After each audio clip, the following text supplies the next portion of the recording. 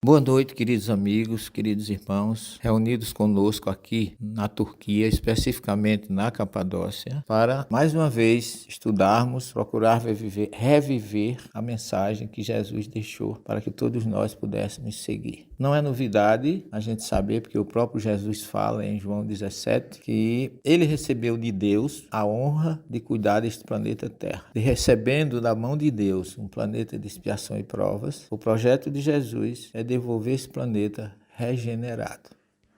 Nós já vivemos uma acentuada fase de transição entre a expiação e prova e a regeneração. E no projeto de Jesus, que sempre muito perfeito, ele foi escolhendo espíritos para participar desse projeto, desse programa, e que cada um tem um papel muito importante. Por isso, muitos deles já vieram ao planeta desde o início do seu povoamento até agora, várias vezes. Especificamente, aqueles que começaram com Abraão, Isaac e Jacó, os profetas, todos, passando por Moisés, Elias e tantos outros, que tiveram e têm um papel muito forte na participação de tudo isso. Com a doutrina espírita, na terceira revelação, Jesus já havia prometido que enviaria um Consolador e que esse Consolador continua conosco até agora, até que o planeta seja restabelecido, o seu equilíbrio, e passe a ser um planeta não mais de expiação, mas de regeneração.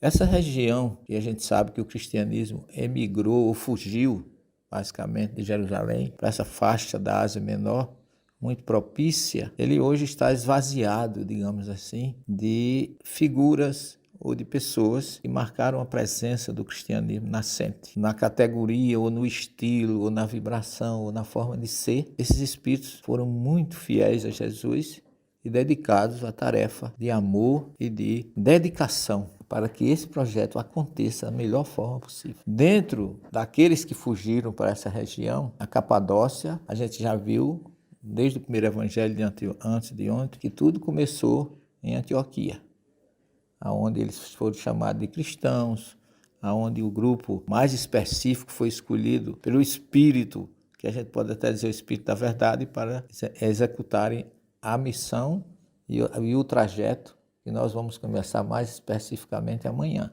com Paulo de Tarso, ou Saulo, mais especificamente. Mas essa região daqui foi marcada por dois vultos, ou dois seres muito fortes. Primeiro é Basílio de Cesareia. E o segundo é Jorge, que todos conhecem como São Jorge da Capadócia, né? Mais especificamente aqui.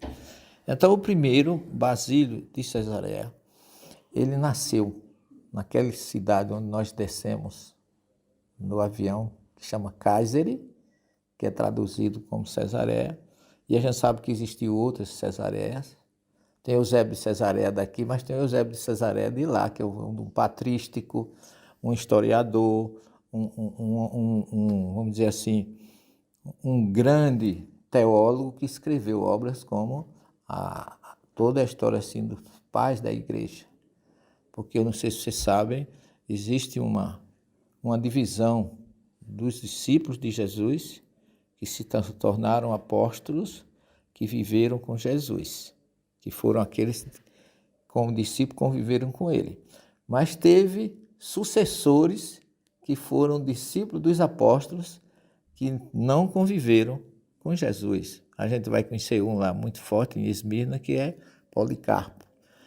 E esses que viveram com os discípulos, não viveram com Jesus, a partir daí que eles formaram uma espécie de base sucessória, são chamados de patrísticos. Quando vocês virem falar em patrísticos, são aqueles que foram os sucessores dos discípulos como apóstolos. E a gente tem no Basílio de Cesareia um forte patrístico, ou podemos chamar assim como os teólogos, são pais da igreja. Quando ele chama igreja, todo mundo já pensa que é a igreja católica. Mas a palavra igreja, no cristianismo primitivo, não era sinônimo de prédio. Jesus realizou a sua maior mensagem, que é o Pai Nosso, dentro de uma gruta. Não foi numa basílica com vitrais, nem com estruturas de ouro. Foi na maior simplicidade. E a palavra que é usada, que o grego traduz como eclésia, é uma palavra derivada do hebraico que significa comunidade. Não é vamos dizer assim, não é um prédio que abrigue pessoas, mas são pessoas que, por acaso, ao se instalarem em algum lugar, transformam aquilo numa questão diferente. Então, isso aconteceu com o cristianismo primitivo, que os discípulos não tinham igrejas, tinham comunidades. Então, quando a gente tratar aqui dentro do cristianismo primitivo, a gente trata mais de comunidades do que de igreja. Mas ainda hoje a gente vive no vício do costume e todo mundo só chama as 7 igrejas da Ásia Menor, citado no Apocalipse. Mas não é igreja. Existe um salmo hebraico que diz assim: Hinei matov umanai mishevet ahim gam yachat, que significa como é bom e agradável irmãos sentados e reunidos no mesmo objetivo. E isso é o que se chama de comunidade. Nós aqui somos uma comunidade, porque nós estamos, embora estejamos como brasileiros fora do Brasil, mas nós constituímos uma comunidade de brasileiros na Turquia, ou mais especificamente na Capadócia. Basílio foi um desses patrísticos, o pai da igreja, que nós agora pela manhã visitamos lá no Vale do Gorimê, onde a gente viu toda aquela história que a Shefka nos passou. E Basílio foi uma pessoa diferente. Ele é filho de pais ricos, o pai dele era advogado, tinha muitas posses. Ele foi criado com a avó dele, que chamava Macrina, um nome diferente, né? E ele foi uma pessoa muito inteligente. Ele acabou se destacando, sintonizado com o Evangelho, e tornou-se um bispo e, de repente, uma figura de destaque. Mas Basílio era uma pessoa que achava que o Evangelho tinha que ser vivido, mas na prática, e ser divulgado, mas não só na leitura, mas também na explicação. Os sermões que a igreja implantou no princípio foi invenção de Basílio de Cesareia. Ele que criou essa ideia de que alguém pegasse o Evangelho, interpretasse e melhorasse o entendimento entre as pessoas. Ele criou a oração em comunidade. O grupo reunido, como bem diz o Salmo que eu citei agora, que é bom irmãos unidos e reunidos no mesmo pensamento. Basílio era uma pessoa que dizia, não adianta a gente, como ele usava uma expressão, né, já estava sendo criado aquela ideia de distribuir o pão nas comunidades, como fazia em Jerusalém. No começo os discípulos faziam oração e repartiam o pão com as pessoas, que na verdade não era especificamente o pão, mas naquela época eles distribuíam gêneros alimentícios também para os pobres. E Basílio dizia que não adianta eu me alimentar do pão na oração, tendo alguém com fome. Então ele dizia que é muito importante se lembrar dos pobres. Então ele tem vários textos referentes a ele, que ele dizia assim: todo alimento que sobra na sua casa deve estar faltando para um pobre. O dinheiro que sobra do que você tem é porque alguém está sem nenhuma condição de vida, porque não tem dinheiro. Você tem o seu e o dele.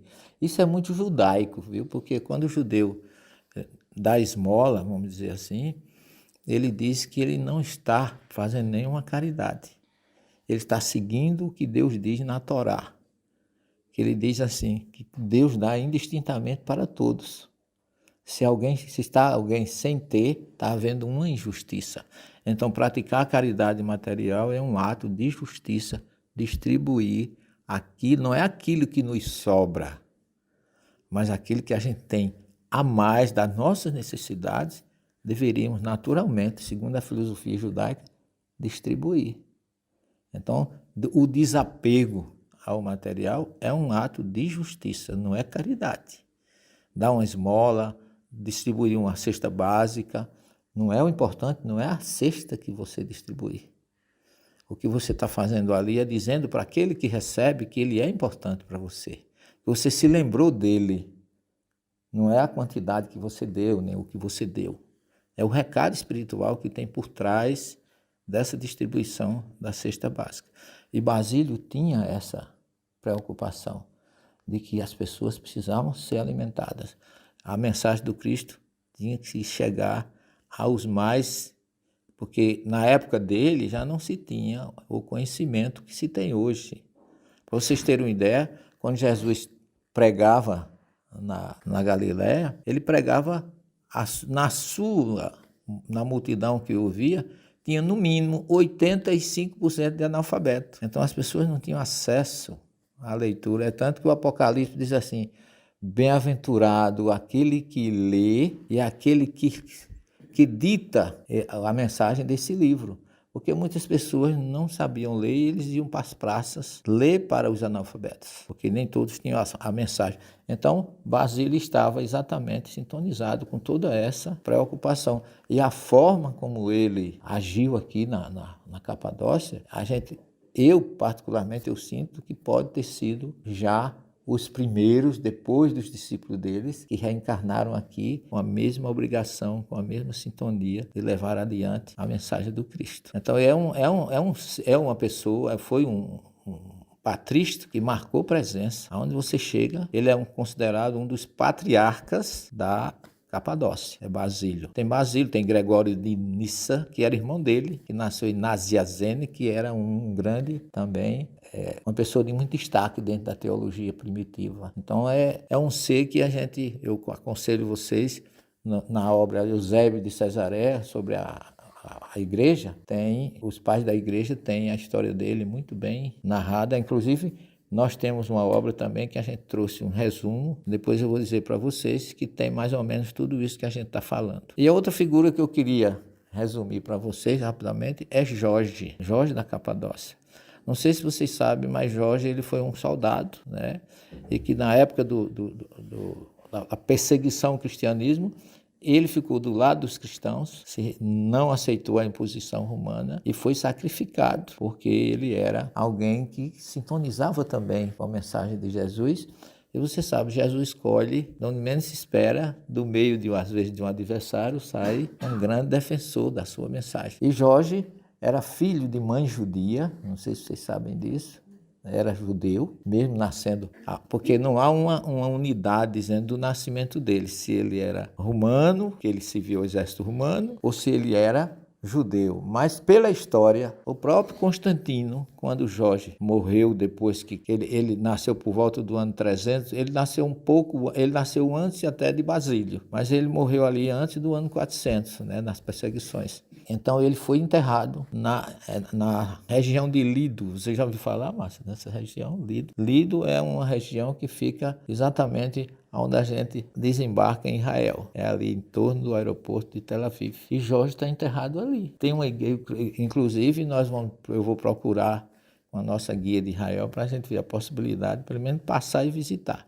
Porque diz que tem um túmulo muito bem perfeito lá, que ele voltou para lá e foi enterrado naquela região onde fica o aeroporto de Tel Aviv, hoje com o nome antigo chamava Lido, a região de Lido. E tem um memorial muito importante e muito rico em homenagem a Jorge. Embora Jorge seja conhecido como São Jorge da Capadócia, mas ele era judeu, porque quem é filho de mãe judia, nasce judeu. E foi enterrado ali naquela região onde está o aeroporto de Tel Aviv, em Israel. E amanhã, a boa notícia também para vocês é que a gente vai começar exatamente a história de Paulo de Tarso dentro desse processo, explicando, vocês vão conhecer exatamente a região onde ele nasceu e com certeza nós vamos começar a incrementar mais ainda, espremer ou concentrar a questão do cristianismo primitivo, que eu quero que fique para vocês uma ideia bem patente e pelo menos didaticamente compreensível. Uma boa noite a todos e até amanhã, se Deus quiser, com mais informações.